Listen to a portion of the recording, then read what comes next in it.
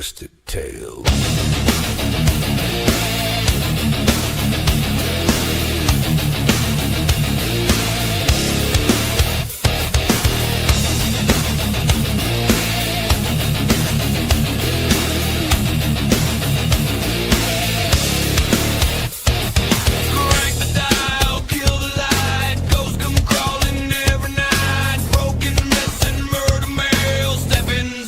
Twisted Tales. Twisted Tales. Blood and bones and unknown trails. Twisted Tales. True got teeth that drags their nails. Urban riding, back road sin. Dead men talking through the wind. Cursed objects kill a law. Once you hear it, you want more. No fairy dust, no happy end. Just how the nightmare really went. Turn it up, don't ask why. This ain't stories, this is true to life. Good evening, everybody, and welcome to a special 4th of July week edition of Twisted Tales. I'm Jeremy Cotter, and I'm bringing to you tonight my special guest. She is the CEO of All Access Network Television. She is also a fourth-generation psychic, as well as a teacher of holistic things and an author as well, and a TV star. Miss Leitreanna Terry Brown, come on the show.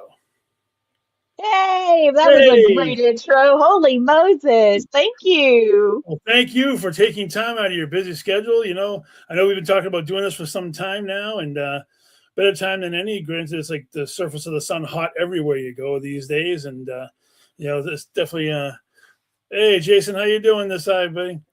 So, you know, I like to start off the show just in case. I mean, I know you've been doing this for a long time, but just in case some of my listeners haven't had a chance to know about some of the origins of how you got involved in the paranormal. Oh, yeah. So, you know, I've been asked that a lot. Hey, Jeremy, thanks for watching. But I'm going to tell you how it really, this is transparency at its finest. My grandmother had gifts. My great grandmother had gifts. Dad had his own gifts. Mom had her gifts. And I'm thinking, is this going to work for me? You know, am I going to be able to do this? And so my grandma took me aside and said, okay, you're at this age now. This might start to happen, you know, and she was always there for me when something bad happened. Not because she was my grandma, but because, hey, Morgan, but because, and Michael Culp, thanks for watching. But because she said that when bad things happen, God gives you grace. That's the way she would put it. And she would stand by the scripture that's God won't give you anything that you can't handle. Well, her belief was that these gifts come to you when you're going through a really rough time, because that way you can handle it. It develops from pain. And the way she described that to me, I remember it frightened me. It really did, because I was like, I don't want to go through pain for this.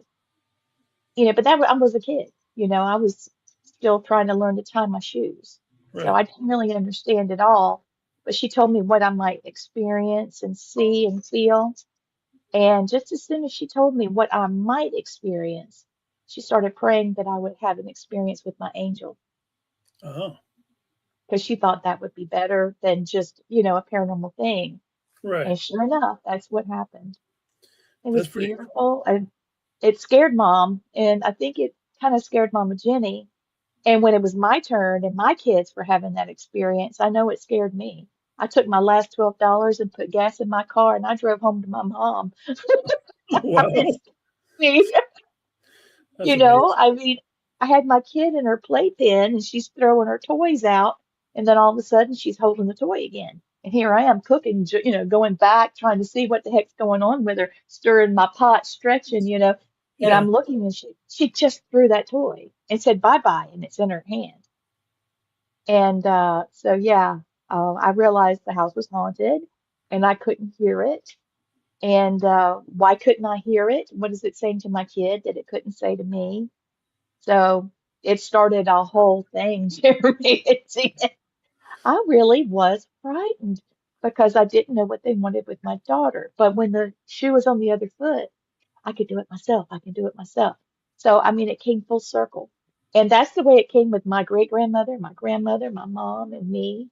Yeah. It's been a beautiful thing. And then dad had something altogether different, but it just got passed down. But at least we all held hands and worked together to try to figure it out. I mean, That's really amazing. It's and I do think that it got stronger as everybody got on the same page and there was not, we didn't worry about, people, the naysayers and stuff, because we right. supported each other. We just didn't talk about it outside the home because people are stupid. Some people don't. People don't. Sometimes they don't want to understand, or sometimes they're afraid of things that they don't understand, so they kind of look at you That's oddly, it. or whatever.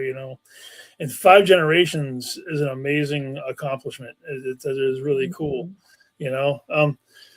Yeah. So basically, so you've been tied to the metaphysical plane now for 5 generations, and obviously you were the Oh, fourth. yeah. And when was your first actual experience with like a spirit, like an actual like ghost? Like when was your first experience with an actual spirit? Oh, it was so enchanting. Yeah. Um, okay, so here's the setup. It was the 70s, and my grandmother was driving a Pacer. Remember those? It was like a Yes, pregnant I roller do. skate. Oh, yes, I do. Hmm. And so she picked me up from elementary school, and it was my mom and Mama Jenny, and they picked me up, and I had my roller skates in the back. I was sitting in the back of the car. It looked like I was sitting in a fishbowl. And I was talking about I needed something for my skates, and I wanted to go get some penny candy from the corner grocery store. And I live in a small town, right? And we have two red lights, and we still had the family-owned little grocery store that had penny candy and things. And Right. he was a butcher and all of that. So I wanted to go there. But then I mentioned to Mama Jenny that I had seen someone outside my bedroom window and she was shiny and then I could see through her. And so Mama Jenny's like, Judy, did you hear that? And so they're talking and I'm ignoring them because I'm scraping the wheels on on my skates. And then she said something about, well, what did you see? And I said she was wearing all white. And I said, I've heard about the lady in white, and I heard you investigated it with your mother. And, what was that like? And she did a U-turn and went straight to that grocery store, parked, told me to get out of the car. And I thought, oh, Lord, I'm in trouble. And she said, you want a penny candy? Come on, let's go. And she got enough cheese to make a cheese pie, Yeah. a done cheese pie. And so we were doing our thing in there, and I had my little brown bag, and I was getting my penny candy. And she said, Herbert, I'd like for you to tell Lee about the lady in white. And his face went completely white. He said, Jenny, I can't do that. She's a little girl. I said, I want you to tell her, don't treat her that way just because she's a child. She's asked, and I want you to tell her. Never forget that as long as I live.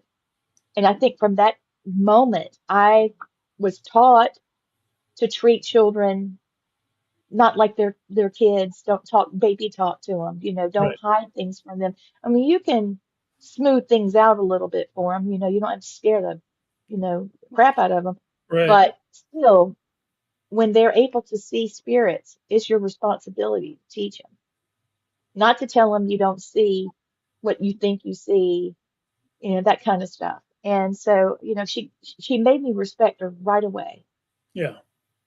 where other people would be afraid. And she wasn't afraid to tell me those things. And so I asked him questions, and she kind of looked at him, eyebrow up. And he told me that he saw her come in. He heard the door ding, the little bells on the door. Hmm. And she came soaring in, and she was in her dress, and she went over. The milk was in a glass bottle. So that Wow. tells you how long ago it was. I'm not that old, but that's how old he was. I And guess. she went through the line and shouted out, put it on my tab, and then said the number to the tab. That goes back to the cotton mill where people were paid in coins from the cotton mill. Yeah. Okay. And um, you had your own account and it was Yep. taken out of your paycheck. Hey, man. So she got the milk. And he had to call the police, and the police went to the cemetery and picked the glass bottles up off of her tombstone. Oh, wow. That's amazing. She was pregnant, and her husband was called to war, and she was the school teacher, and they had just moved to town and just got married, and when they found out she was pregnant, everybody was happy. Dad remembers her, Brindle School, and he was called off to war. She's pregnant, and the neighbors are watching over her. And some vagrant broke into her house, and she startled him. And she started falling down some steps. And when she fell, it messed her up and the baby.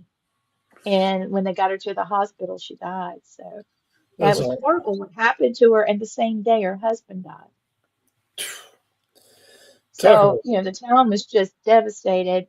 But when they buried her, she was in her wedding dress and she had her baby in her arms. So she's getting the milk for a child. that's amazing. And That's an amazing first experience. yeah, yeah, I thought so too. I saw her, and my uncle told me that he saw her.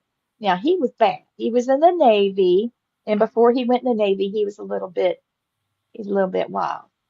And he said that he and his buddies had a pack of cigarettes, and I don't know what size bottle of alcohol, but whatever it was, they were turning it up in the graveyard. He's the Yeah. one that would roll his cigarettes up in his Yep. sleeve. Oh, yeah. And so he said he saw this woman and she was gliding across the cemetery. Now, Uncle Uncle Josh was a funny guy. He made faces similar to Jim Carrey. Yep. He could make these silly, crazy faces and make you laugh and just cry laughing. And but when I brought this up, everything was, very somber and scared and pale. And he said, "I'll tell you this one time, and I'm never telling you again." And he told me that they were throwing rocks at her, trying to stop her and see if they could, is she see-through? Is she transparent and see-through, or is this a fog, just some fog coming? And they went back the next day and found the rocks on the tombstone. Wow. That's amazing. And so, yeah. So, of course I had to go see her. And I would take my bike to her tombstone and I would pick wildflowers, just really blooming grass, really, that I didn't know. And That's I'd a, always leave it for her. And I don't know, I always just felt really close to her. that's truly amazing. I mean, to have that profound of an experience as like your first interaction with a spirit is really really cool. So, like, I'm sure as you were getting older, like your gifts would get more and more, like being They able did. to actually talk to them directly, and communicate verbally as well as through through gestures and whatnot. And then I was reading that when did you start becoming like a shaman? When did you discover that part of your abilities? When my dad would go to Florida, we would go to Ocala and we would go to Silver Springs. My dad worked for Ross Allen, who owned Ross Allen's Reptile Institute. It was in Silver Springs, Florida. He had glass bottom boats. And let me see if I can grab a picture while we're talking.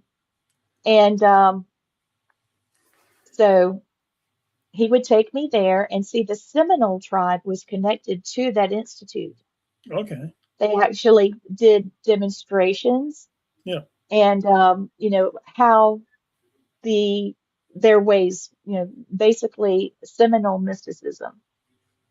And so I was being raised, they were my babysitter when my dad was filming because Right. he wrestled alligators for Tarzan movies. And so my dad and my mom are doing their thing, and I'm being raised with these people. And God, the things they taught me were just unbelievable. And they were so gentle with the way they talked to me. And they never doubted that I would not completely understand. Right. And, they showed me what a medicine wheel was and how to use it and Hmm. how to work with the elements of the earth and how we're part of it. So therefore, it's natural for us to be able to utilize it as something that God created, Okay. and what flows through us is, part of the universe and in every living thing, Yeah. and that, we are all one, Wow. that kind of thing. And so it was just beautiful. It was beautiful. The biggest thing is that I learned about animal language.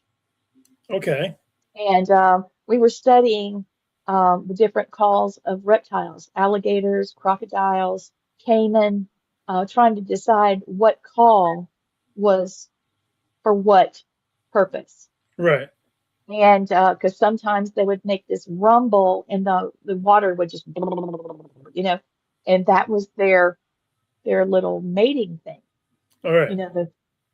The alligator male would get up under the female and blow Oh, of course. bubbles, Oh, and yeah. she'd fill them, and then there's the sound that rumbles really loud, Yeah. and that's get back, get out of here, I'm about to come get you. Right. And then there's another one that the children calling for mom or dad. Oh, I've heard that. And I've so heard that one. Yeah. yeah, so there, I was learning these different things and learning through the Seminole way how to be able to feel the spirits of different animals Wow. and how you can overpower based off of your own energy projection using medicine wheels and stuff like that, or just projection through Great Spirit, how to dominate the situation so that you can overcome adversity that way. You Right. can overcome like a panther attack. You can stare them down. So, I was learning all of that, and all of this just kind of transferred in what I'm doing now. I mean, something will happen, and I'll think, where did I get that from? Oh, yeah, I remember so and so teaching me that. Mr. Glover taught me that, or like you get the idea. I mean, it's pretty crazy, It is and it's all amazing. relative.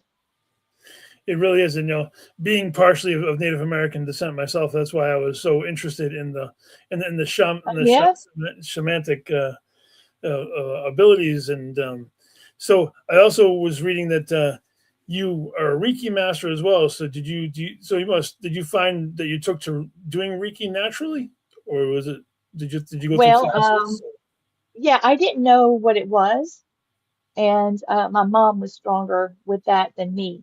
Right. And she was used to people calling and saying, "Hey, ask Judy to pray for me," and she's just a kid.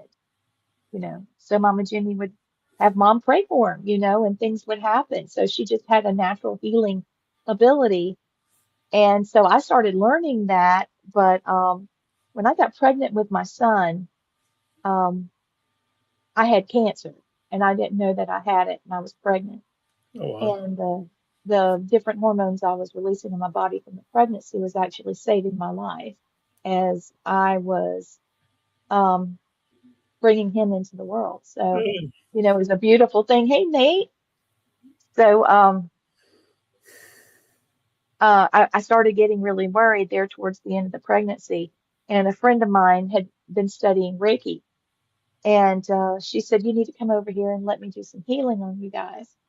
And so Elijah had his first attunement while I was pregnant with him. Oh, And wow. it went all the way through to a master attunement. And he hadn't even been born yet.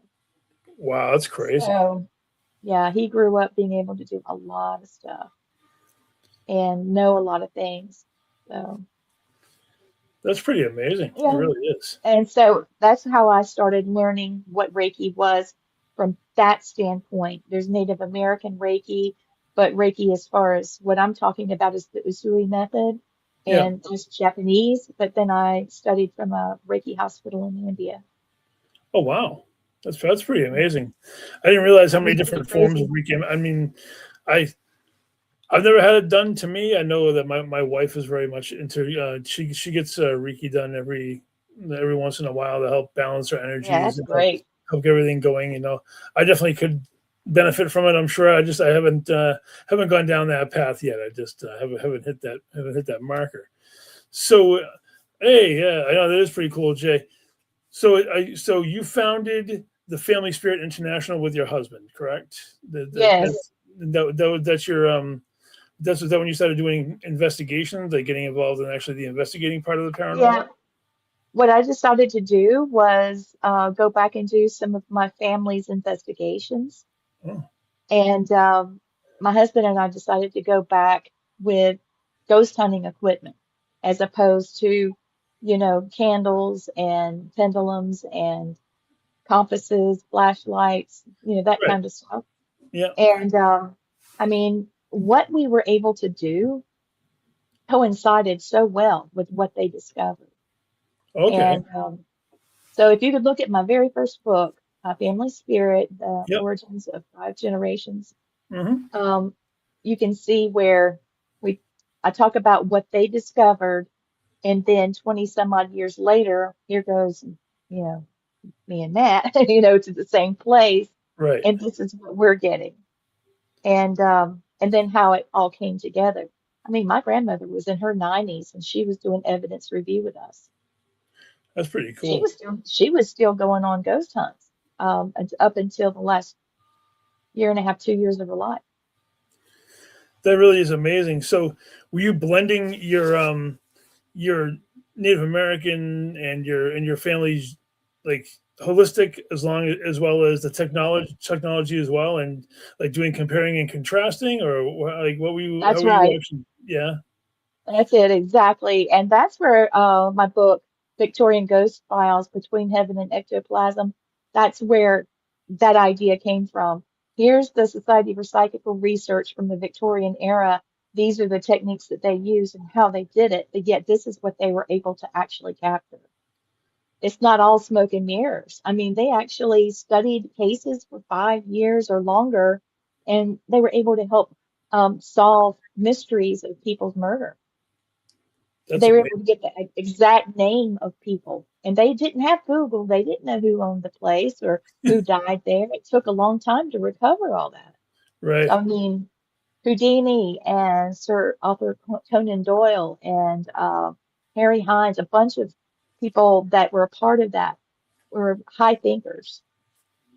I was very impressed at when I started uncovering that. I was like, wow, that's intense. So that's one of the reasons why I do use old methods It's even pretty now. it's pretty amazing. I mean, Mhm. I when I found the list of books, I'm sure I don't even have all of them listed. I tried to get as many listed down so I could talk to you about some of the various books that you've written. Now I knew the Family Spirit book was the first one because actually when I first met you was in Quincy, Massachusetts at Mass Paracon, and we clicked right off the bat. We were Yes, we talking. did. It was really an amazing time, and then you gave me a copy of your book, and I read it several years ago. It's hard for me to recall things now because it's so hot and That's everything okay. in my brain. But that actually looks like it spawned quite a few books, and I want to talk to you about a few of them that actually caught my eye, and maybe you could talk about a little bit about them because Sure. they're really so. Um, the haunted objects, the possessions that refuse to die book.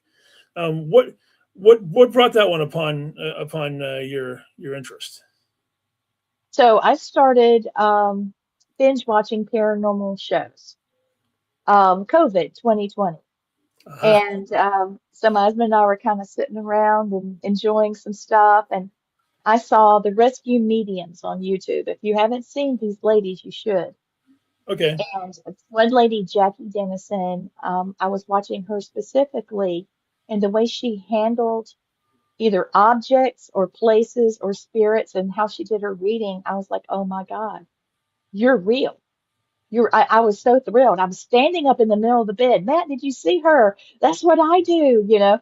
And I don't know, it just gave me so much affirmation that I had to talk to her.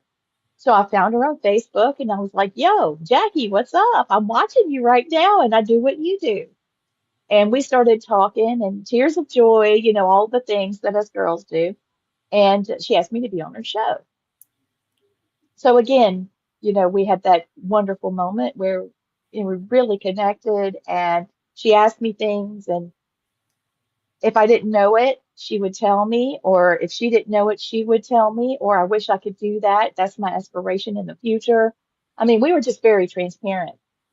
And then I got a phone call from her a couple weeks later at about midnight, and she said, "Are you interested in filming?" And I'm like, "What?" So, yeah, I guess. And so I pulled my hair back and put on a bra, and because I was in the bed, put on some lipstick, and that was just kind of crazy. And I got on StreamYard, not StreamYard, it was Teams, Okay. and I interviewed for a show. I didn't have any way of knowing. And luckily, I had figured out how to do it because I'd been talking to Jackie, and she's the one that referred me. So I got the part, and then when I got there, we just he they sat me down. Can you do this or can you do that? Or you said that you could do this. Are you sure? And I got to meet the rest of the team, and I found out that they had actually watched my work too. And I thought, well, that's cool. So we're going to be able to work really well together. And we went on some warm up ghost hunts, and then off we went. And we traveled 6 months doing our thing. That's pretty cool. And yeah, so the way that I do it, it's kind of like sonar. I do Reiki Hmm. with my eyes closed, and I push energy through it. And when I can isolate something within it or connected to it, then I use like an empathy type of ability to, what am I feeling? What does this make me feel like? And then I can go from there. Sometimes it'll just open right up and talk to me. Other times I can tell it's just a flash of a memory. It's not Okay. really anything that's conscious. Oh, wow. It's just a little moment of chaos or a moment of happiness or loneliness. And a lot of the older toys that I touched surprisingly were really sad because a lot of children had to be isolated in the hospital, and the only thing they had was that toy. So Wow. I was very shocked at that. Yeah, I was really shocked. That hurt. But, those memories were in there. It wasn't anybody feeling it still, so that's good. That's really amazing. I mean, then you wrote, there's another book that really come out. It was So You Think Your Kid is Psychic. And That's fun. I'm like that book title, even like the cover is a very catchy cover. Um, Thank you. Tell me about that one. Like, what made you decide to write a book about finding out if your kid is psychic? Or Yeah, well, I started experiencing, well, first I'd experienced the knowledge of my grandmother and great grandmother, mother of coming course, down to me, and so now it's my turn to pass it on. right? But the kids were, it took all of us to deal with the kids because Yeah, they weren't held back at all. They didn't have any social anxiety about it. They just knew not to talk about it outside of the house because I didn't know what people would do. I didn't know what they would say to them. right. But otherwise, yeah, we had it all taken care of in the house. So it was just a real big support. And then people started asking me, well, does your child do this? Or do they, have they had this experience? What do you do when they say this? And I'm like, well, and I'd start breaking it down. And I thought, gosh, this is getting to be a thing. And I said, okay, that's it. If I just explain some of the cases that I went through as a mom with these kids and what my mom experienced with me, um, and then Blaine has some and Gwen has some, Yeah, um, maybe it'll help other people realize what is actually true. They that's don't really have cool. to hide it, you know. Yeah, no, that's really it's amazing because I mean, I haven't seen the book. I think I have a few of the books. I don't think I have that one because I like my kids are so old, a lot older now, and they're not into the metaphysical stuff. So I don't think that it would quite interest them as much as so much as I would hope that it would. But and then there was one I gotta be honest, every book that I find that has a 101 attached to it, I always have to ask about it because it fascinates me. Parapsychology 101. And you wrote a book about parapsychology. Can you tell me about that one? Because every book that when I see a 101, it intrigues me. So It does me too. I love 101. It's like, okay, break it down Flintstone style for me to understand. So, Exactly. yeah. So this is what I intended to do with that book. I started teaching parapsychology, and instead of trying to find somebody else's book and study it and figure it out and then ask people to buy it and stuff like that, I said, shoot, I'm going to write this. So Okay. I started from the very top and I researched when was the first paranormal experience documented. Hmm. And I found it all the way back in Greece. And it was his name was Pliny Younger, and he was an accountant. And he bought his house in Greece. It was super cheap. The guy that had it before just disappeared. I mean, the town actually took the house back over. Yeah. And so Pliny is sitting in there and he's got his lamp on, he's doing his work, and he looks up and there's a man standing there. And he's walking through the house. Lenny's watching him go by. Next night, same thing. Third night, same thing. And so he looked at him and said, "What do you want?" And the guy points in in the yard. They Yep. go out to the yard and he points down at the ground. So Lenny calls the cops. Cops come and start digging a hole and they find his body there. Somebody had killed him Oh my and God. buried him in his own backyard. And it's Wow. documented. So, yeah, I thought, hey, it doesn't, this whole thing goes way back much further. I mean, we can go to Egypt and look at this. We can see it in the Aztecs. We can see it in the Native American religion or mysticism. But to hear it in Greece, nobody expected that, but it is documented. So, I just start from there and I go through different scenarios of what's been documented, and then I start talking about types of hauntings Okay. and some of my theories of why they exist. Nice. Even the hauntings that happen because people believe that they're there and they're created, artificial haunting, and which I guess you would call a topa. Okay. Yeah, but we just call it artificial haunting. It was a little easier for people to understand. Yeah, we just went through and talk about the different equipment and what it measures and why that is the case. Why do we need to measure magnetic fields when it comes to the paranormal? It's That's because we're talking about electricity. We're talking about, yeah, so we had to break it down. And that's it was pretty cool. fun.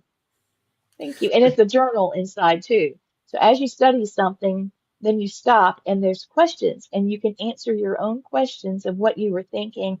Is this what you expected? That kind of stuff. So it Oh, kind of leads you through it. I feel like I'm gonna have to get a copy of that next time I see you. Hopefully, it's interesting because it's always good Thank to you. learn something new, or not just necessarily learn something new, but learn different ways to approach certain things. Because I sometimes even you have go some headlong pictures into in it. And, there. well, yeah. Yeah. There's this one lady and she's a spirit and she's a photo bomber. And people are trying to take pictures through town, and she was known when she was alive to jump out, like photobombing. Yeah. And she's still showing up on these pictures. And so that's a type of haunting. Then That's there's some crazy. others that there was one that the lady was murdered and she started showing up in Wow. pictures with the family, showing up in town having pictures made. And her brother had murdered her and stuck her in the freezer. It's really cool. I mean, you have a couple other ones, but I'm going to do one more, and then I got a couple other things I definitely want to touch base with you on. Okay. Spiritual grounding and shielding, something that I am horrible about doing, and something that I always should be doing more of because I'm always open 24 hours a day, 7 days a week. I don't shut myself down because I decided that I wanted to experience as much as I possibly could and learn as much as I can. Yeah. But that's also a double-edged sword because if you're open all the time, you could be susceptible to, who knows what could latch on to you here, there, or anywhere. So you actually wrote a book about spiritual grounding and shielding.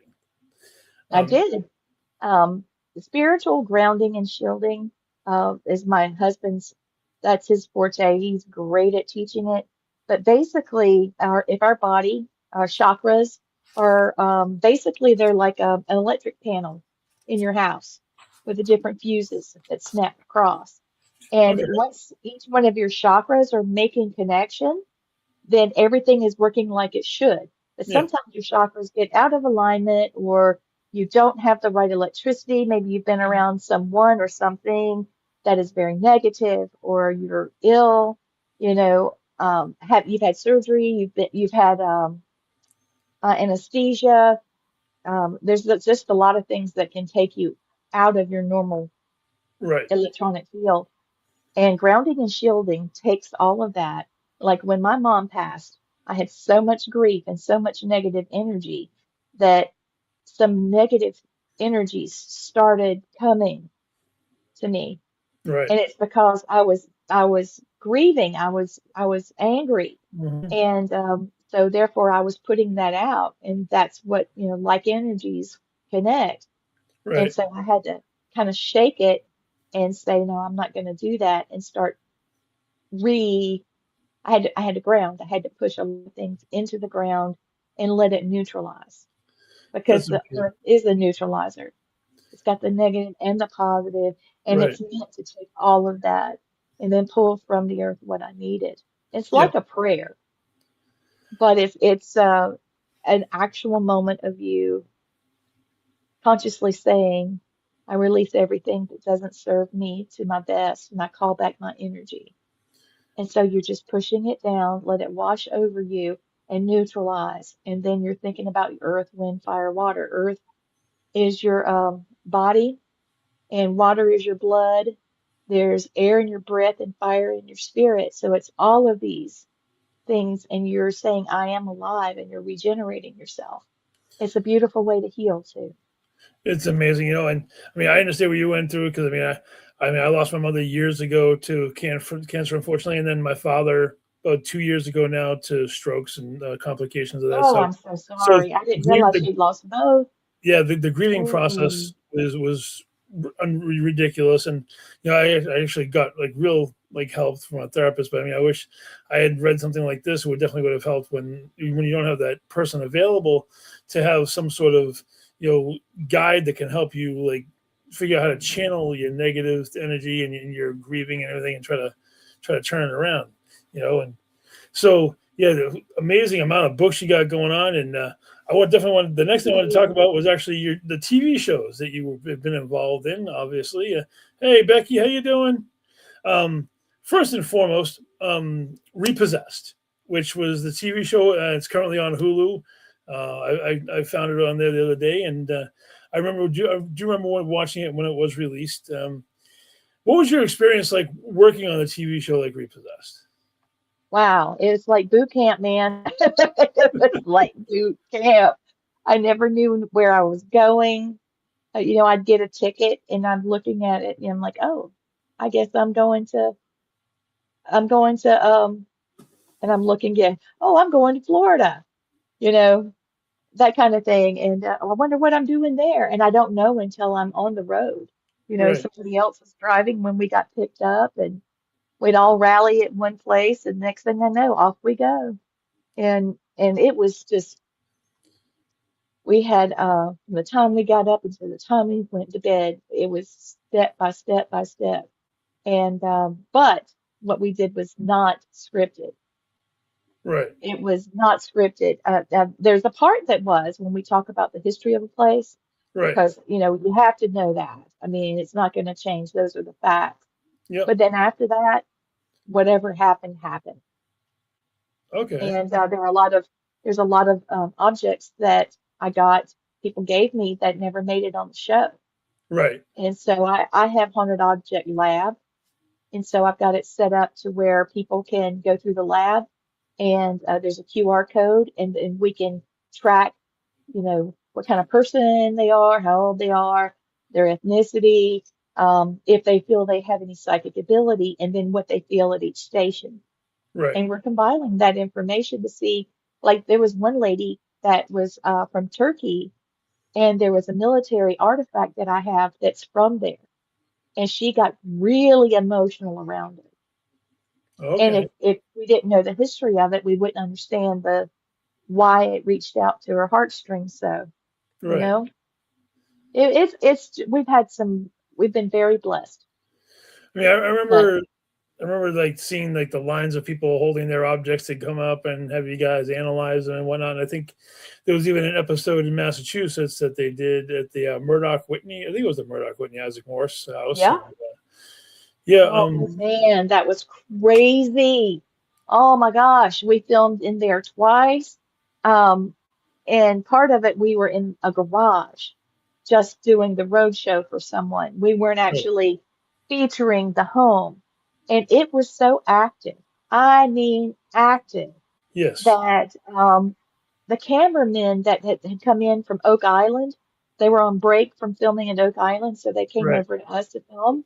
Hmm. They had their mounts so they could hang their cameras because they were shaking and it was affecting the quality of the camera. So Wow. they had to use their harnesses. I mean, imagine going from Oak Island, which is, a pretty precarious place to start with, but Yep. now stuff's moving and shit's hitting the fan, man. Exactly. You know, and So, somebody who's actually been to the Isaac Morse several times and investigated there, communicated. I hate the word investigator. I'm more of a paranormal communicator, so I like to talk to the spirits directly and do my thing. And the Isaac Morse is a beautiful making move south. Hey, good. Um, the Isaac Morse house across the street and the actual Murdoch Whitney, yeah, it's extremely active, extremely active. very much so. And Yes. did you? This was a question I had wanted to ask you because for some reason it was just hit my mind as I was thinking about it. When you had those objects actually in the house, because I know there was a part that they would actually do them like in like the dining area or where they had to use it. I was familiar with the area that they were talking. Did you Oh, experience excuse any me. clash of energies between the object people were bringing into the house and the actual entities in the house not wanting that stuff in there in the first place? Were you yourself experiencing those that conflict? I was feeling the conflict just watching the TV shows. I was kind of curious, you being there in the moment, Yes. what were your experiences like that? We were in Moncton and they put two haunted objects in the same building, in the same room, and it just went nuts. It was a spinning wheel and it was flying and something knocked all of my crystals off the table. They're rolling, bouncing, going down the steps. And I mean, it just hit the fan all over. And, that does happen. I took one of my haunted objects into the Savannah, um, Haunted Object Museum and their doll was trying to bully mine. She was horrible. And, I just had to separate them. I was like, you cannot talk to her that way. Right. So, they do clash. There was a doctor that had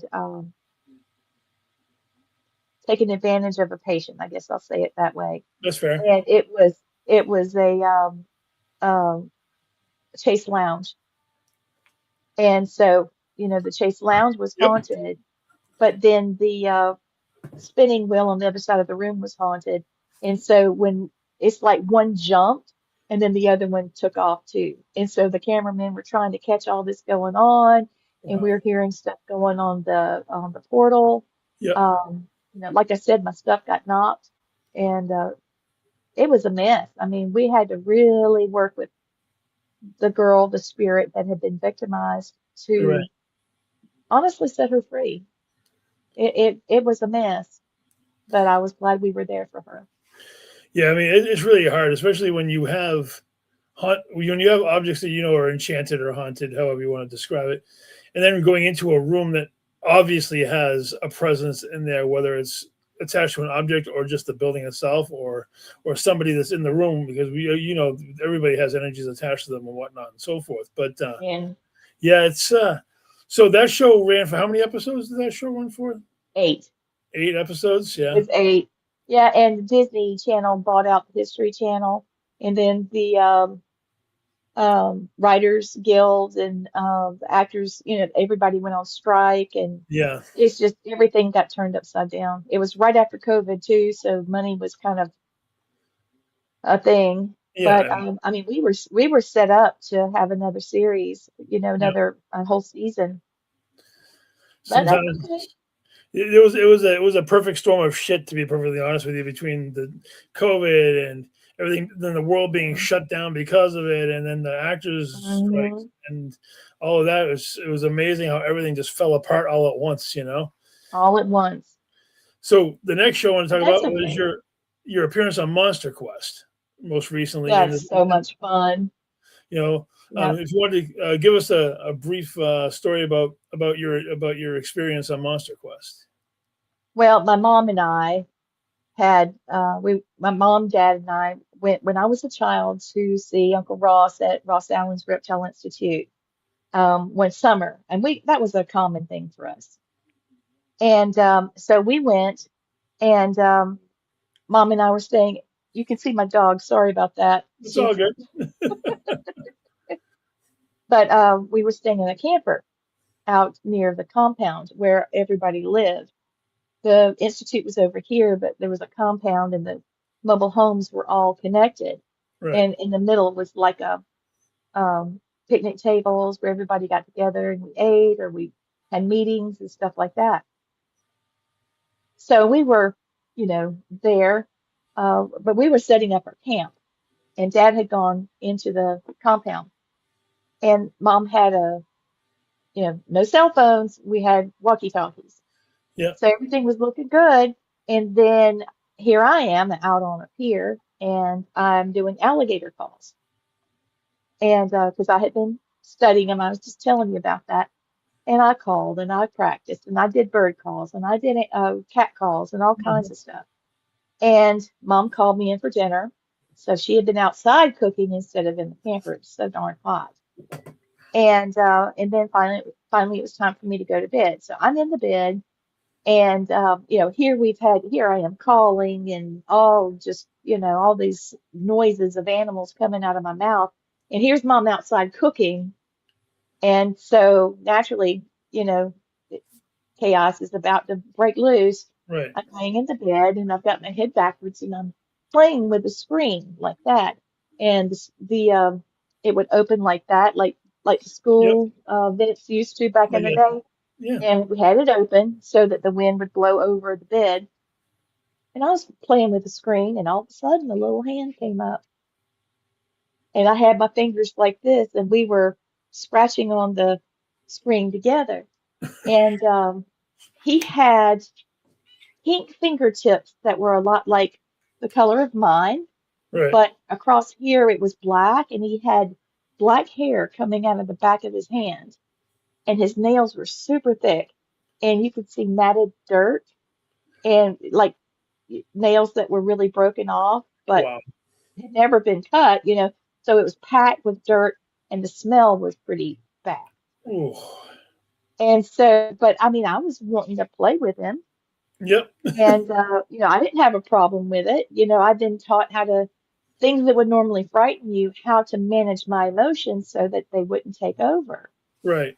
And so, I was doing that, and then all of a sudden, Mom saw the hand scratching, looked over, and she screamed, I screamed, it screamed, and then everything hit the fan. He started shaking the camper, wanting to play. He's mad because I made a mistake and he wasn't happy anymore. Right. And so, yeah, it got really bad. And every time he would shove the camper, um, we would scream. And then Mom said, we're a squeak toy. And I'm like, what? She said, every time he pushes, we scream. Don't scream. And so she's holding my mouth. I'm holding hers because we just couldn't control ourselves. And we ended up in the floor, and finally we ended in the bathroom. And it really wasn't big enough for one person, much less two, but somehow we were in there. And Wow. God, it was hot. With that door shut, it was hot. And all of a sudden, we heard an adult sound come out, like him, but it was obviously a female voice. Oh wow. And obviously, she was communicating. And he talked back to her. And she got louder and he got really loud and sounded very determined. And then all of a sudden, whack!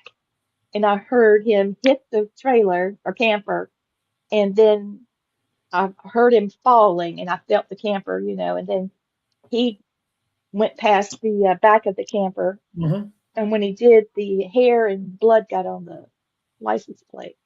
Oh wow. And he was making like "Whoa" sounds, and she was basically saying, come along, come along. Yeah. So Mom finally got Dad on the walkie-talkie. God, that was horrible, bless him. And because Mom was going to kill him, and all the scientists showed up in their lab coats and they're taking samples and whatnot. Yeah. So interestingly, that same summer, let me pop this up for you.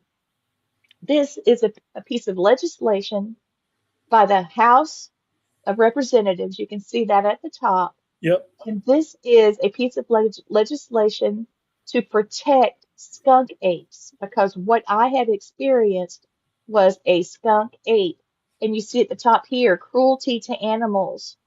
And that Okay. was listed. And they were called humanoids. Okay, Huh. there's another piece. And so, if the government in Florida thought enough of this situation, and Seminole were already talking about, because they were communicating with them and talking about what they were Right. concerned about with these creatures, Hmm. and there was legislation actually created to protect them from being tortured, molested, and Wow. I think it's really eye-opening that legislation had to be created to protect them from us. Well, they do say that human beings are the most dangerous animal on the planet, but And there it is. there's many reasons for that. You know, Yeah.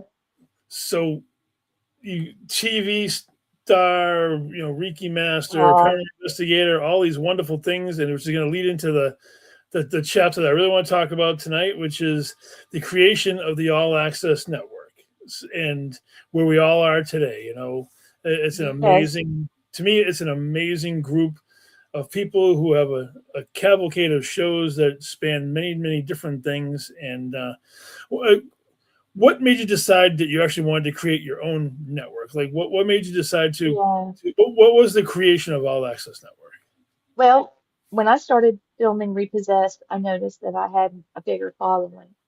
And after it released, it got bigger. And all of a sudden I had just gotten on Instagram and I had 15,000 and 16,000 people following me. And TikTok, same thing. And Facebook, same thing. I had to make another Facebook page because everything got filled up. And I thought, if I don't get another season after all of this, what am I going to do with all this? And long years back, over a decade ago, I was the vice president, or I wasn't the CEO, but I was, like the assistant Right. um, to Best TV Network, BTVN. Okay. And Hurricane Sandy came along and just blew everything down. And the guy that was running it, it was his show. He started taking the shows down. Now, I did manage to get a few of mine before he did that, but he didn't have the servers. He didn't have the ability to keep going. He had to move. There Yep. was just a lot of things that happened, and it just wasn't the right timing for me in my life. And Right. I always said I'll do it again. Well, I was asked to be on somebody's show. Jack Harry asked me to be on his show, and his producer couldn't get everything running. He just couldn't get it off the ground. And Jack was flipping out. This is the second time, and I'm so embarrassed in front of Lee. And I was thinking, So I downloaded the free version of StreamYard and said, here, click this, we'll do your show. And he clicked it and we did the whole show. And he was like, wow, Lee, that was crazy. I can't believe you did that. And I said, I can't believe I did it either. And it just started. Um, and then people started coming and I figured, hey, I was able to film. I was able to do some fun stuff. I bet other people would like to do that too. They've got a voice. They have some ideas. They're unique people. They deserve to have a voice. Not everybody is going to have a mainstream voice like normal TV. Right. So I said, I'm going to invite my friends and I want them all to be very different because they can't be replaced. I wanted them to be unique. And that's where every story, every voice, all access came from. I just wanted It's everybody to feel comfortable and have their voice. I took it from a tribal standpoint. Everybody contributes, and we are stronger together. it's So, really it's an amazing thing. And I've been here since January of this year, with Twisted Tales going on like 6 months into it, which is pretty amazing. I didn't expect to do this as long as Yeah. I wasn't even You I were wasn't even meant sure. to do this. What's that? You Yeah, were meant to do this. The you know, day I met you and saw you, just a big man, and you just got such a gentle, kind heart. I was like, gosh, what a message just to be able to talk to people. He would just be so great. you So know what? yeah, I'm glad you're with us. I truly enjoy being here on the network. You have two shows that you host yourself alongside Blaine Rohan and our amazing And producer Gwen, Gwen Johns, and who she's so is precious. is the motor behind the machine. She does so much She behind the is. scenes for so many people. It's amazing, and I tell her that I appreciate her every single day because of all the hard work I that do she too. for everybody's shows. She does an Mhm. amazing job. I mean, and Yeah, I put it together and then said, I'm not going to be able to do this by myself. I'm yeah, working a full-time job. And she said, I'll do it. And I just kind of handed things over to her and I said, let's do it together. And that's how it went. it's cool. And you have the family spirit with you and Blaine and Gwen on Monday nights, and you Yeah. also. We've been doing that almost 14 seasons. Yeah, because I mean, I was actually on that show several years ago with when it was just you and Blaine and myself, and I went on primarily. We were talking about the professional wrestling side of my stuff and all That's of that right. kind That of was thing. so fun. It really was. And now you have a secondary show, which was turned because originally it was paranormal true crime crossover, and now you guys are Yeah. full blown into the cryptid with Cryptid Nations, and Yeah, we were doing serial killer supernatural murders, and Tom yes, Wormley was with us. yep, And gosh, it was so much fun. But he was doing a lot of work with these cases, and I was doing as much history background as I could. And then I started picking up on some things psychically. But there's a lot to it, and it takes a lot to do those kinds of cases. right, And Tom said he had a vision to do some things himself. Originally, it was only supposed to be six shows. right, Three okay. years later, you know, we decided to go back to what he wanted to do. And then I did supernatural murders, where ghosts have Right. actually solved their own murders for a short time. And then we just bounced over to Cryptid Nation. I think that was the way to go. It really is. And you all have a great chemistry. It's Thank you you. know, and Cryptid Nations is definitely cryptids are definitely a hot button topic these days. Yes, they are. Yeah. And you guys have the great shows like Len has his show, and He's awesome. yeah, and then Rez has his show on Tuesday nights, and then obviously Wicked Let's see. Wednesdays. What's that? Yeah, so we have Mystic Monday, There you go. Robin Marie, and then us, and then Raven and Christopher J. Brown. We Yep. have that one. Yeah. That's Manic Mystic Monday. Where's Yep. Wicked Wednesday? Here it is. Yeah. That's Oh, there that, we that, that, are. that's our baby. We have Christina Bloom's Paramystic, podcast, and then we have Bridging the Seen and Unseen with Shane on 6:30, Yes, and then the one previous to me, my boy Nathaniel Elwell with Paranormal Unveiled with Gwen I as his love him. co-host. And then Yeah, obviously we great have people. myself on Twisted Tales at 9:30, and then tomorrow I I think who's on tomorrow. Oh God, Thursdays always mess up my head. It's Yeah, me too. Trying to well, remember Thursday. well, I know Thomas was on Thursday. I think he just did a season Yeah, finale of his show recently. yeah, he's going to be on the road a while, so he's stopped the podcast for a minute. Yeah, Oh, by the way, guess what? Blaine got his books in the mail today. I know. I got to hit him Got up for his an new autographed books. copy of his book. It'd be kind of cool to check that out. You're Definitely. gonna like it. Yeah, When you read it, you're gonna hear him saying it, I can and definitely then you're I can gonna definitely see cry that. and you're gonna laugh. Yeah. Oh, and I just turned mine in today, and it's called Bewitched Book of Boo Bites, and Okay. It's a fun book. It's a cookbook, and it's got gentle stories in there and coloring pages, gentle spooky stories and recipes That's pretty cool. of appetizers and desserts. I just wanted something fun, You you know, know? just in time to rock it into the fall season at the towards the end of the summer. Yeah, And people are going to be looking for all sorts of kind of cool stuff like that to do around the holidays, Thanksgiving and yeah. Halloween and whatnot. Yeah, There's some that really decoration is. ideas in it too. And we also have the Radicals who do their show once a month. The Oh God, yeah, I Creepy love them. Chronicles.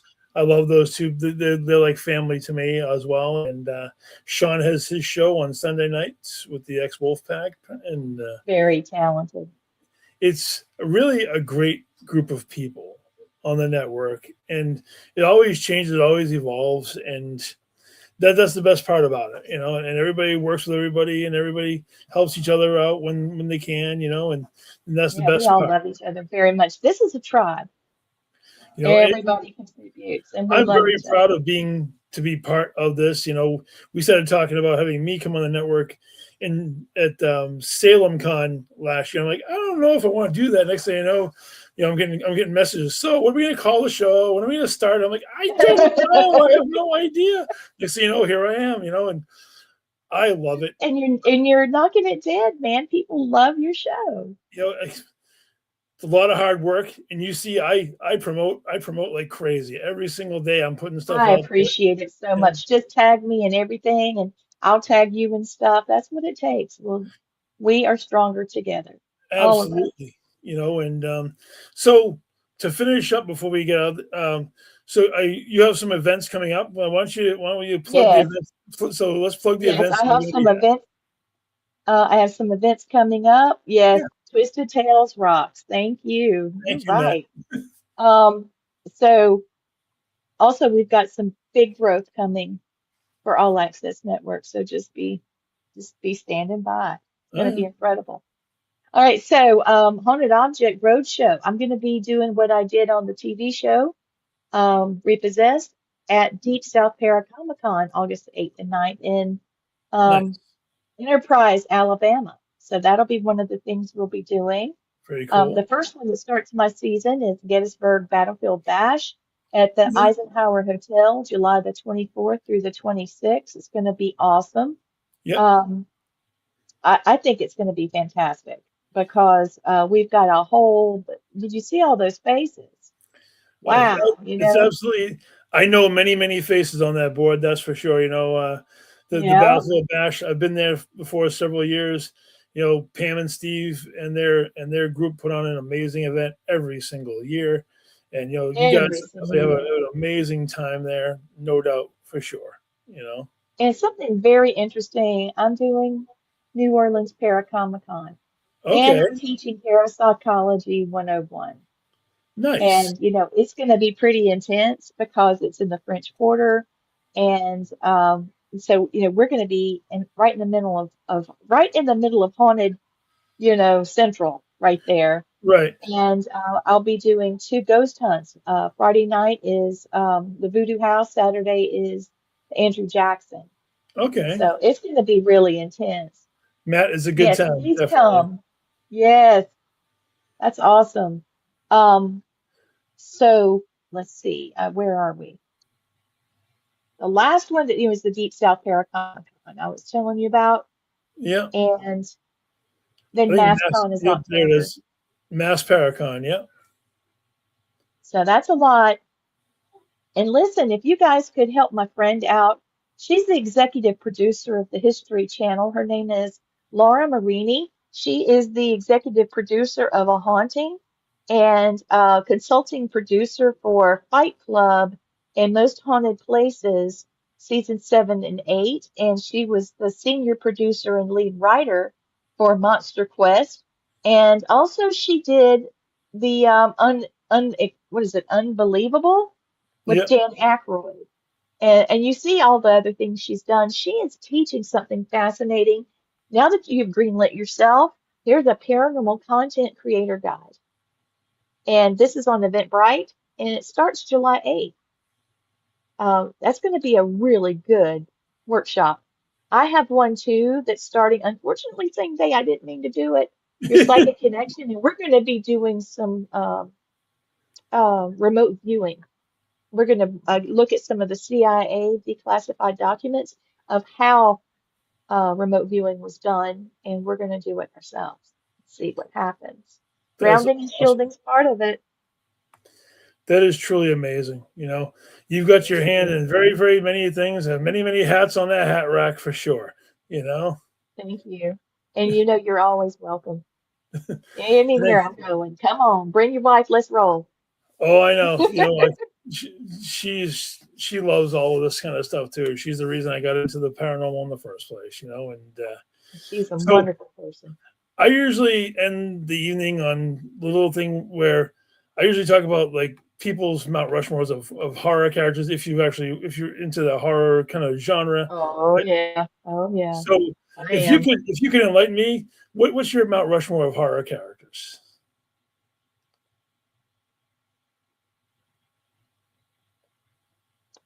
Something about Maleficent is enchanting to me because she is an anti-hero. Yeah. You know, you can really have a bad day with her. She can definitely sock it to you. But then Oh, on she the can. flip side of it, there's something very charming about the old broad, you know? I love anti-heroes. Yeah. But I just love her. I love her strength. I love she can fly. I love that she can love even though she never really had a chance to before. Right. And she's loyal. But then I also love the fact she can do a smackdown if she needs to. Good. You know?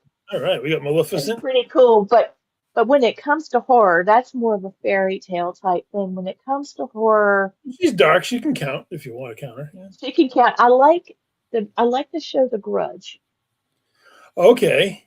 okay? And the reason why is because this is a creature that is going from one generation to another, one family member to another. It's following people, Yep. and it's like a curse. Right. It's like a curse. And if you can see spirits and you know that they're not going anywhere, they have to be addressed. It kind of looks like that black tar, Right. kind of like the shaking movement of like a cat's whiskers, and like what you see, the twitch, and ooh, woo, that's gross. Oh, That's awful. Samara from The Grudge. Yeah. The Yeah, yeah. yeah, she's pretty cool. Jason's sexy. Let's just face it. Jason, the big broad chest, and he Yep. got screwed, man. He was a kid, and look what happened to him. It's true. So, All right. So we got yeah. Maleficent, we got Samara, we got Jason, and you need one more for the Mount Rushmore. Who else? Who else you gonna put on your list? Oh, okay. Have you ever seen the movie Babadook? Yes. Something about that movie somewhere between that one and well, I'm really close with Andrea Perrin, and Yep. she wrote The Conjuring, right? And I do consider that to be a horror movie. The Yep. second Conjuring that was in UK, Right. holy crap, that is a incredible story. I know that it's a theatrical representation, but Right. oh my God. And the spirit oh, they were having to deal with in that house, and how it literally almost killed everybody. Wow. And I've had some cases that have been really violent like that, but it's never gotten the best of me like that. And I think No. that's a fear of mine. So, That's an amazing lineup. I always find it interesting to ask that question because everybody's answers are always very varied and different. Because sometimes you get like the big four, you get the most popular ones, but then you get some that really make you think, and make you have to put some effort through it. And I appreciate everything that you do. I appreciate you bringing this thank amazing you. network, and that we all get to be on this thing together. I'm going to be August 1st. I'm going to be at the Paracon in Nashua, New Hampshire, and I'm going to be plugging the show and the network and everything like that. Please. it's gonna be a wonderful time, and hopefully I'll catch you at least at Mass Paracon. Hopefully other Oh somewhere yeah. along those too. So everybody, this is Leitreanna Terry Brown, the CEO. I'm Jeremy Cotter. This has been Twisted Tales. Gwen, take us home.